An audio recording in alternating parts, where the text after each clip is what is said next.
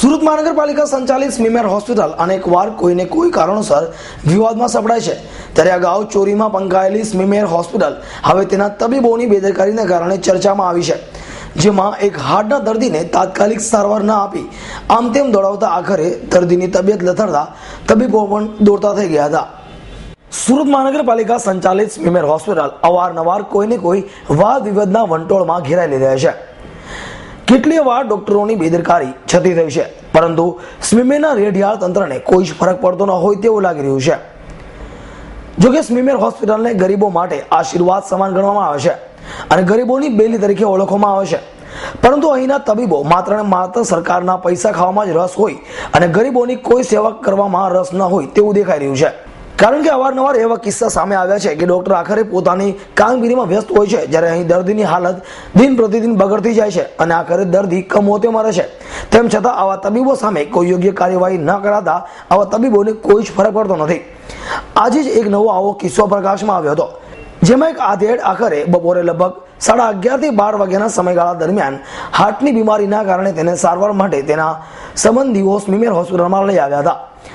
જ્યાં સ્મીમેરના ઇમરજન્સી વિભાગમાં સીએમઓ દ્વારા તેની તપાસણી કરવામાં આવી હતી અને લગભગ 12:15 વાગ્યાના અરસામાં તેને મેડિસિન વોર્ડમાં દાખલ કરવાનો ઓર્ડર અપાયો હતો, પરંતુ મેડિસિન વોર્ડના રેસિડન્ટ તબીબોએ તેને દાખલ નહીં કરી માત્ર ને માત્ર ઓપીડી સારવાર આપી રવાના કરવાની કોશિશ કરી હતી.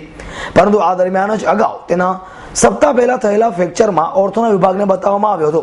જોકે ઓર્થોના વિભાગે પણ પેશન્ટને જોવામાં દરકાર લીધી ન હતી અને આખરે તેને ગળાના વિભાગમાં મોકલી આપ્યો હતો.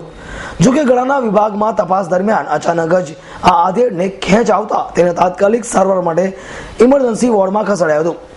જોકે બનાવની જાણ થતાની સાથે જ રેસિડન્ટ ડોક્ટરો તથા સ્મીમેર હોસ્પિટલમાં દોડધામ મચી જવા પામી હતી, કારણ કે જે પેશન્ટને સવારે 12:15 વાગ્યે દાખલ કરવા માટેનો ઓર્ડર હતો તે પેશન્ટને લગભગ 3 થી 3:30 વાગ્યા સુધી દાખલ કરવામાં આવ્યું ન હતું, જેના કારણે આખરે પેશન્ટની હાલત વધુ લબડી હતી અને તેના કારણે જ આખરે તેને ખેંચ આવતા તેને વધુ સારવાર માટે કાર્ડિયાક આઈસીયુમાં હોસ્પિટલમાં સારવાર માટે રખાયો છે. આ બાબતે સ્મીમેરના ડોક્ટર વિપુલભાઈ ત્રિવેદી સાથે વાત કરતા તેઓએ પણ મેડિસિન તબીબોની બેદરકારી હોવાનો કબૂલાત કરી હતી અને આ બાબતે તેને ડીન સુધી રજૂઆત કરવાની અને આ રેસિડન્ટ તબીબોને પાઠ શીખવવા માટેની પણ વાત કરી હતી. જેમાં વિપુલભાઈ ત્રિવેદીએ જણાવ્યું હતું કે આ બનાવ તેની સામે આવ્યો છે. જોકે તે સર્જરી વિભાગના એચઓડી હોવાથી તેમણે જણાવ્યું હતું કે આખરે જે બેદરકારી મેડિસિનના રેસિડન્ટ તબીબો દ્વારા બતાવવામાં આવી છે તેને તાત્કાલિક ધોરણે ન્યાય મળશે અને આ પેશન્ટને તમામ સંબંધીને લઈ આખરે ડીન તથા સુપ્રિન્ટેન્ડન્ટ સુધી લઈ જવામાં આવશે અને જે તે ફરજ પર હાજર રેસિડન્ટ ડોક્ટરોને પણ આ બાબતે નોટિસ આપી આવું બીજી વાર ન થાય તેની તકેદારી રાખવાની પણ નોંધ લેવામાં આવશે. જોકે ખરેખર હવે આગામી સમયમાં ખરેખર આ દર્દીને ન્યાય મળશે કે પછી જેમ છે તેમ આગળ ચાલતું આવ્યું છે તેવી જ રીતે ફરીથી ચાલતું રહેશે તે તો આગામી સમયમાં જોવું રહ્યું. Gautam Dhandhaliya, S9 news, Surat.